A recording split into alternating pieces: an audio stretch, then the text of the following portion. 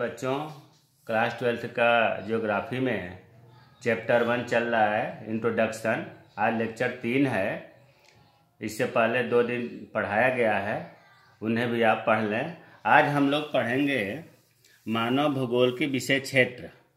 पिछले सालों में बोर्ड पेपर में पूछा भी है, मानव भूगोल के विषय क्षेत्र।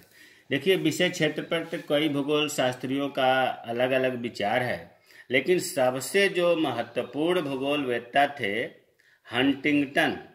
नाम थोड़ा सा इनका कठिन है, लेकिन बार बार बोलने से आसान हो जाएगा। ये अमेरिका के रहने वाले थे हंटिंगटन। इन्होंने मानव भूगोल के विषय क्षेत्र को, जो आज हम पढ़ रहे हैं, हंटिंगटन नामक भूगोल शास्त्री ने मानव भूगोल के विषय क्षेत्र को 3 भागों में बांटा है। 3 भागों में बांटा है। इसको पढ़ने के साथ साथ इस पर ध्यान देना है। देखिए, हंटिंगटन ने 3 भागों में कौन कौन से बांटा। पहला, भौतिक दशाएं, यहाँ लिखा भी है भौतिक दशाएं। दूसरा है जीवन के रूप या जीवन के विभिन्न रूप, ये दूसरा हो गया। तीसरा हंटिंगटन ने बताया मानव अनुक्रियाएं, रिस्पॉन्सेस, मानव अनुक्रियाएं।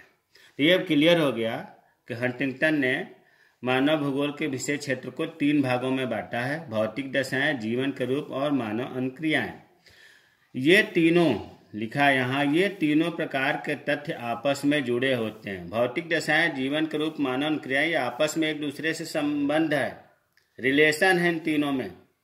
भौतिक दशाओं का सामूहिक प्रभाव जीवन के रूपों, पौधे, जंतु, मानव पर होता है। पहले देखिए, इसमें भौतिक दशाओं में हंटिंगटन ने 5 बनाया है पॉइंट। पहला है पृथ्वी ग्लोब के रूप में।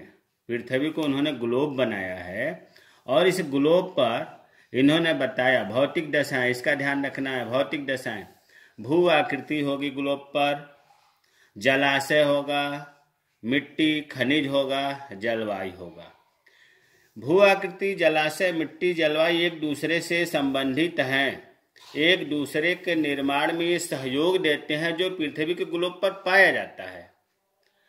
तो अब ये चीज क्लियर हो गया होगा कि पृथ्वी के ग्लोब पर ये 4 चीज मिलता है और ये चारों आपस में निर्माण में एक दूसरे की सहायता करते हैं। इन्हें कहा जाता है भौतिक दशाएं। जीवन के रूप में हंटिंगटन ने 3 मुख्य रूप से बताया, पौधे, जंतु और मानव। पौधे जंतु के बिना जीवित नहीं रह सकते, जंतु पौधे के बिना जीवित नहीं रह सकते, और इन दोनों से मानव क्रिया प्रतिक्रिया करता है। इन दोनों से ही क्यों? मानव जो है भौतिक दशाएं, पौधे, जंतु, इन तीनों से क्रिया प्रतिक्रिया करता है, जिसके परिणाम स्वरूप अनुक्रियाएं, रिस्पांस निकलती हैं और इन्हीं रिस्पांसों से सभ्यता का विकास होता है। तो इन्होंने क्या बताया था हंटिंगटन ने कि भौतिक दशाओं का सामूहिक प्रभाव जीवन के रूपों पर होता है। जीवन के ये रूप भी आपस में जुड़े हुए हैं। भौतिक दशाओं, पौधों और जंतुओं से मानव की क्रिया प्रतिक्रिया होती है, जिसके परिणाम स्वरूप मानव की अनुक्रिया उत्पन्न होती है। ये चीज अगर न भी याद हो तो ये चीज अगर याद है तो इसे बनाया जा सकता है कि भौतिक दशाओं का प्रभाव जीवन के रूप पर पड़ता है। भौतिक दशाएं और जीवन में पौधे और जंतु हैं, इनका प्रभाव मानव पर पड़ता है। और मानव जो है इन भौतिक दशाओं से, पौधों से, जंतुओं से क्रिया प्रतिक्रिया, एक शब्द आ रहा है बार बार, क्रिया प्रतिक्रिया करता है। और क्रिया प्रतिक्रिया के बाद मानव के द्वारा अनुक्रियाएं या रिस्पॉन्सेस मिलती हैं। देखिए, रिस्पॉन्सेस को भी, अनुक्रियाओं को भी 4 भागों में बांटा गया है। अभौतिक आवश्यकताएं, जो मुख्य आवश्यकताएं हैं वो है भोजन, वस्त्र, आवास। अब इस समय पता है 5 हैं भौतिक आवश्यकताएं, मुख्य आवश्यकताएं। क्या क्या? भोजन, वस्त्र, आवास, शिक्षा, स्वास्थ्य। लेकिन इसमें हम कोई चीज अपने से जोड़ नहीं सकते, कोई चीज घटा नहीं सकते, क्योंकि यह हंटिंगटन के अनुसार है। हंटिंगटन ने भौतिक आवश्यकताएं 3 बताया, भोजन, वस्त्र, आवास। दूसरा इन्होंने बताया कि मौलिक व्यवसाय जरूरी है। इसके लिए क्या क्या चाहिए? औजार चाहिए, आने जाने के लिए साधन चाहिए, शिकार करना चाहिए, मछली पालन करना है, पशुओं को चराना, खेती करना, लकड़ी काटना, खनिज पदार्थों का खनन करना, ये मौलिक व्यवसाय में आ गया।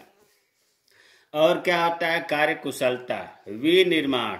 विनिर्माण का मतलब होता है कि जो कच्चा पदार्थ है, जो प्राकृतिक पदार्थ है नेचुरल, उससे जब हम नया पदार्थ बनाते हैं, नया वस्तु बनाते हैं, उसे विनिर्माण कहते हैं। जैसे मान लीजिए कपास, ये रॉ मटेरियल है और उससे हम धागा या कपड़ा बनाते हैं, तो उसे हम विनिर्माण कहते हैं। वाणिज्य, व्यापार करना, स्वास्थ्य हेल्थ, सांस्कृतिक प्रेरणा, मनोरंजन, ये सब कार्य कुशलता के अंतर्गत हंटिंगटन ने रखा था। चौथा इन्होंने बताया था कि मानव क्रियाएं होती है उच्चतर आवश्यकताएं। उच्चतर आवश्यकताएं, शिक्षा जरूरी है, विज्ञान, धर्म, कला, साहित्य आदि। तो ये मानव भूगोल के विषय क्षेत्र हंटिंगटन के अनुसार बहुत महत्वपूर्ण है, जिन्हें हम 3 भागों में बांटे थे। इन तीनों के अंदर क्या क्या है, इस पर से लिख लीजिएगा, याद कर लीजिएगा। अब है निश्चयवाद। देखिए, जितना नाम कठिन लग रहा है उतना है नहीं इसके बारे में। निश्चयवाद में मानव शक्तियों की अपेक्षा प्राकृतिक शक्तियों की प्रधानता स्वीकार करने वाला दर्शन है। सीधी सी बात ऐसे समझो कि मानव शक्ति, मानव और प्रकृति, भगवान, इन दोनों में यह जो वाद है, प्रकृति को ज्यादा महत्वपूर्ण समझता है। प्रकृति का मनुष्य दास होता है, इसका सिद्धांत है कि प्रकृति के आगे मनुष्य कुछ नहीं है। और आप इसे में देख भी रहे हैं कि कोरोना के आगे बड़े बड़े विश्व हस्तियां, मानव शक्तियां सिलेंडर बोल गई हैं। तो प्रधानता स्वीकार करने वाला दर्शन है। इस विचारधारा के अनुसार मानव जीवन और उसके व्यवहार को विशेष रूप से भौतिक वातावरण, कल मैं बताया था भौतिक वातावरण को ही प्राकृतिक वातावरण भी कहते हैं।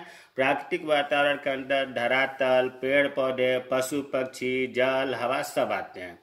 तत्व प्रभावित और निर्धारित करते हैं। निश्चयवाद के प्रमुख समर्थक अरस्तु हैं, हिप्पोक्रेटस हैं, हेरोडोटस हैं। तो अब निश्चयवाद समझ में आ गया होगा कि इनके प्रमुख समर्थक कौन हैं, और यह मानव शक्तियों की अपेक्षा प्राकृतिक शक्तियों पर जोर देता है। इसका सिद्धांत है कि मनुष्य प्रकृति का दास है, प्रकृति के आगे शक्तिशाली नहीं है। दूसरा है संभववाद। इसका ठीक उल्टा है। इसमें आपको बताए थे कि प्रकृति महत्वपूर्ण है, मानव शक्ति गौण है। इसमें प्राकृतिक शक्तियों की अपेक्षा मानव शक्तियों की प्रधानता स्वीकार करने वाला दर्शन। इस संभववाद में ये माना गया है कि मानव शक्तियां, मानव ही सब कुछ है, प्राकृतिक शक्तियां नगण्य है। इसका उल्टा, इसके अनुसार प्रकृति की तुलना में मनुष्य को महत्वपूर्ण स्थान देता है। वही चीजें जो अभी मैंने बताया कि प्रकृति, भगवान की तुलना में मनुष्य यहाँ ज्यादा महत्वपूर्ण माना गया है। और निश्चयवाद का जो सिद्धांत था, मनुष्य प्रकृति का दास है, संभववाद इसे नहीं मानता है। संभववाद कहता है कि ऐसा नहीं है, प्रकृति से बड़ा मनुष्य है।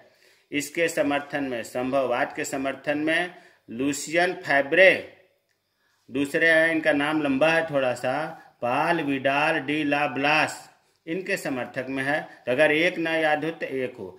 बच्चों, अक्सर ये दोनों में अंतर पूछा जाता है, या परिभाषा पूछा जाए अगर तो ये परिभाषा हो गया, दोनों में अंतर पूछा जाए तो ये पहला पॉइंट तो हो जाएगा इसका अर्थ, दूसरा हो जाएगा समर्थकों के नाम।